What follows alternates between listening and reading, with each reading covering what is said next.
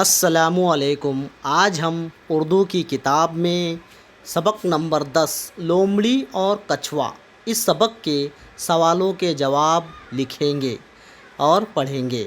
سب سے پہلے ہے ایک جملے میں جواب لکھو۔ اب ایک جملے میں جواب لکھنا ہے آپ کو۔ سوال نمبر 1، تالاب کہاں تھا؟ جواب، تالاب جنگل میں تھا۔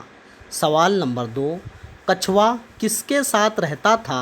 جواب، کچھوا مچھلیوں اور مینڈکوں کے ساتھ رہتا تھا۔ سوال نمبر 3، کچھوا اور لومڑی کس کے بارے میں باتیں کرتے تھے؟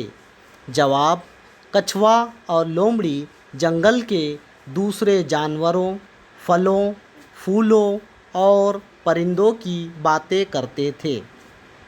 سوال نمبر 4، لومڑی نے چلا کر کیا کہا؟ جواب، لومڑی نے چلا کر کہا، ارے بھاگو بھاگو، شیر آیا شیر آیا۔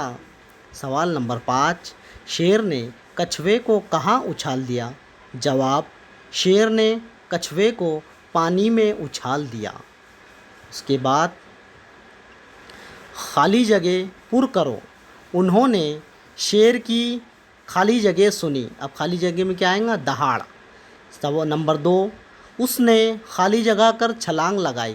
اس نے خالی جگہ میں کیا ہے؟ گرا۔ اس نے گرا کر چھلانگ لگائی۔ نمبر 3، یہ سارا تماشا لومڑی اپنے خالی جگہ کے سوراخ سے دیکھ رہی تھی۔ خالی جگہ میں کیا ہے؟ بھٹ ہے، وہ بھٹ کی سوراخ سے دیکھ رہی تھی۔ اسے مارنے کی ایک خالی جگہ بتاؤ آپ کو۔ کیا بتاؤں؟ خالی جگہ میں کیا آئے گا؟ ترکیب۔ مارنے کی ترکیب بتائی تھی لومڑی نے شیر کو۔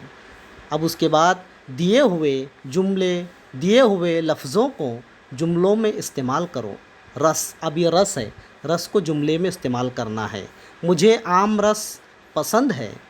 نمبر 2، کڑوا، سچ ہمیشہ کڑوا ہوتا ہے۔ نمبر 3، مفید، سبزیاں صحت کے لیے مفید ہوتی ہے۔ نمبر 4، مضبوط، کچھوے کا اوپری کھول بہت مضبوط ہوتا ہے۔